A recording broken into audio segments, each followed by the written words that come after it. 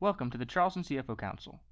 This organization was co-founded in 2015 by Robert Bendetti and Mark Carmichael in order to provide a networking and educational forum for senior financial executives to share best practices, to discuss current financial issues, and to learn about current topics related to the performance of their job. Mark Carmichael, good morning, sir. Good morning, Robert. This is exciting. You're all the way in, it's North Carolina, right? New Bern, North Carolina. Wow, technology, amazing. This is awesome. Thank you for agreeing to do this. Mark Carmichael, right now, is the Chief Financial Officer of the Association for the Blind and Visually Impaired in South Carolina. It's an awesome organization. This is, I think, the third or fourth time you've unretired. You're one of those guys who doesn't understand what retired means. I believe you were like 20 years senior financial executive at AT&T. You had senior financial executives in a bunch of other companies, including IBM. Then I think you retired. Then you came back and worked at a nonprofit as a CFO. Then you retired. Then you came back as the Trinity United Way CFO. That's when I met you. And then you retired. And then you unretired again to serve your community as a part-time CFO supporting the Association of the Blind. Thank you, sir. Thank you. And I just never got the concept. Well, it keeps you alive. It keeps you fresh. And I believe you also got your undergrad in accounting from Indiana University. Is that correct, sir? That's correct. And your MBA from the Inter-American University of Puerto Rico. That is also correct. And something interesting I know about you, Mark Carmichael, that some other people who maybe are new and don't know is that Mark Carmichael, the man in front of us today, is the co-founder of the Charleston CFO Council. Oh! Yeah. And to get this on record, Mark, have you seen the promo, the Charleston CFO Council promo, where I'm introduced and you're introduced, and then I knock you off the screen? And do you think it's funny? It is hilarious, very creative, and to tell you the truth, that's where I belonged, right off the screen. Well, you are the co-founder. Do you remember 6 or 7 years ago when we would meet for lunch once a quarter and talk about doing something and then never do it? I remember that vividly. We incubated for a long time. And we'd go to Nigel's and we'd have a big old plate of food and pontificate. We would pontificate, we would think, we would talk strategy, we would dream, and finally you made the dreams come true. Well, thank you so much for participating. Thank you so much for being my partner in all of this. And I'm ready to get started. I'm going to hit you up, Mark, with question number 1, which is, what is your favorite business book and why? Hands down, it is the book called The Intelligent Investor by Benjamin Graham, the revised edition. They've gone through several iterations. The why is because it provides a framework for intelligent aspects of making decisions and keeping your emotions out of the way. And it's more than, it applies to all aspects of life. It's just not investing, but you can apply it as a framework for, what I really learned from it was it taught me how to do my homework and never make an assumption and never do something quick and easy, and don't make decisions when you're emotionally attached. Detach yourself, think about it, do your homework. It is just a fantastic book that has stood up to the test of time. Ooh, that sounds fantastic. I am definitely going to check that book out. Thank you for that. Question number 2, what is the best advice you have ever received? This goes back almost 50 years. And it was my father gave me this advice. He's since passed away, but if he were with us today, he would not call it advice, he would call it direction. Matter of fact, undisputed direction. Senior year of high school, in the winter, about 5 months before graduation, he sat me down and said, "Son, you're the oldest of a large family. I can't afford to send you to college, and there aren't any jobs right now. There's a recession going on." He says, "What I suggest you do is join the Army, get some experience, save some money, go to school on the GI Bill when you get out." Best advice I ever received, because that's exactly what I did. And actually, after my first 3-year enlistment, I still didn't have a clue in life what I wanted to do, so I enlisted for another 3 years.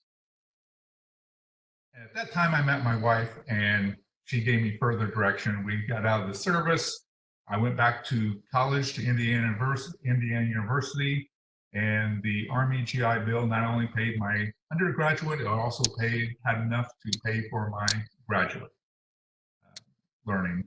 And life has been good ever since. It was just the most sound advice he ever gave me, because if I had not done that, I had no idea what I would be doing, but it wouldn't be good. That's strong advice, and I can tell you have definitely adhered to it, and thank you for your service. That's awesome. Question number 3. Mark, what is a new habit that you've recently started, or a new tool that you've recently started using that you have found beneficial? Well, actually, we're on it right now. I have found Zoom and WebEx to be monumentally effective on conducting meetings. We are conducting all of our board meetings currently on Zoom or WebEx, whatever is convenient at the time. I have been working remotely since I unretired my 4th time for the past couple of years, but I would travel back to Charleston every 2 months for a board meeting. We are no longer doing that because the physical offices are closed. We're conducting our client trainings through video technology, and that's a whole new story about how the blind and visually impaired can use technology. It's tremendous.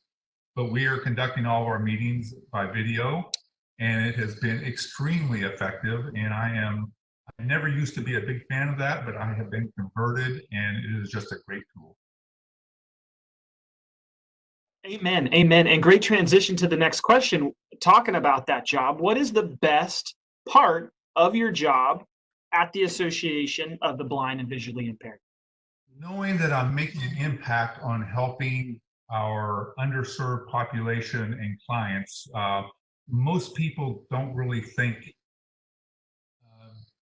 about the blind and visually impaired until they see somebody on the street, or if they have a family member. But in the Tri-County area, Charleston, Berkeley, Dorchester, there are close to 20,000 people that are visually impaired, blind, that need services. And being a part of that and helping the operations and the background of keeping the organization moving and helping our frontline workers meet those needs is extremely gratifying, and really gives a purpose in life. And it's just enjoyable. And I've actually been drafted to help do classes, which I never thought I would be able to do, that I would have anything to say. But part of our function is helping people get trained and get a job. And it is amazing how many people don't have a clue as to what a W-4 is, how to set up a savings account, how to balance their bank statements, what decisions to make on when they do get a job on payroll, because they just have never been taught or learned. And I've actually been able to conduct classes for our clients that have just become employed on how to set that up. And that was extremely gratifying. Very cool. Awesome. Very cool. Very cool. Well done, Mark. And question number 5, what is something personal that you'd be willing to share with the rest of the group that maybe we don't know about you? I am glad you asked that question. A long time ago, when I was a young guy in the service, I decided to train and run a full marathon. So I ran the inaugural El Paso, Texas to Juarez, Mexico marathon, 26 miles, 385 yards. And I say this because I had a goal of doing it in under 4 hours, which I did. But one of the things I learned from it is not to quit. I vividly remember, and this is almost over 45 years ago, at the 7 mile mark, I got intense cramps, legs, stomach. I wanted to quit, and I kind of jogged it out. I wasn't going very fast at that time, but I decided I wanted to finish this. At the 19-mile mark, my knees started to feel like rubber and jello. I could barely move, and I decided it's 19 miles. I'm almost done. Keep going. So the lesson I learned from that is persevere, never give up. Even if you're not doing great, you're going to work through it and accomplish your goals. So that's the reason I bring that up, is just to remind people that things are going to get tough in life. Work through it. You'll see the light at the end of the tunnel. Yeah, that's good advice, especially right now. Is sometimes you find yourself in that pain cave as a runner or as just a human. Life is hard, and like you said, Mark, you just got to push through.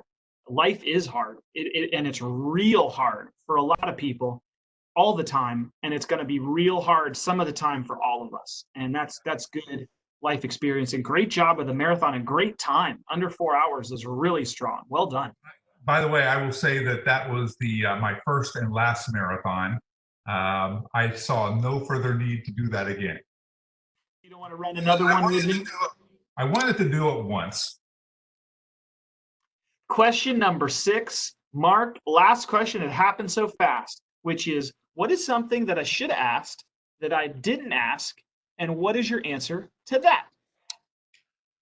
We talked about it at the beginning, and kind of jokingly about, I've tried retiring 4 times. The question that should be asked is, because I think it's really relevant today, is what is retirement to me? Because I have thought about that often. And retirement to me, is not quitting a job and just doing nothing. It's really a change in how you spend your time. Your time is, especially as you get older, your time is your most valuable currency. That's what, you've only got a limited amount of it. It's really valuable. Retirement is just not stopping a job that you work at for 30 or 40 years and then veg out. It's a change of the focus of how you spend your time, what your focus is, and what your purpose in life is. It may be a part-time job, it may be a full-time job, it may be community work, but it's a redirection of how you spend your time. And I just wanted to share that with people that are maybe just beginning their careers or getting towards the end of their careers. Retirement is not an end date of stopping what you think you've been doing. It's just a purposeful change in direction of your life. Well, you're an inspiration to me. I think that I've seen you as you make an impact in the community, whether it's the Low Country or it's North Carolina. I didn't mention them. There's several other organizations that you're active in, including your church. And I think I've seen the vigor and the vitality that you and your wife have, the life that you live. I wish I was living that best life now. So you inspire me, and I think that there's you have just renewed activity level, brain activity, life, body, being as active as you are. And I try to live up to your level now and be where you're at. Well, thank you very much. And Mark, I saw some themes here. Great book recommendation, and also just a theme of service, your military service, your community service, your service to the Association of the Blind. That's been a theme your whole life. You listen to your dad's direction. You're a great man. And you're also, I appreciate your leadership and your mentorship and your friendship to me. Robert, thank you very much. And you are also an inspiration. You have more energy than most people I have ever met in my life, and I really admire that. keep it up. We need your leadership, and you make things happen. And that's an important quality in people. Well, thank you, sir. Thank you for being my co-founder. And the next time you're in the Low Country, we're going to have to go back to Nigel's. We will do that. Hopefully sooner than later. Have a great day. Thank you.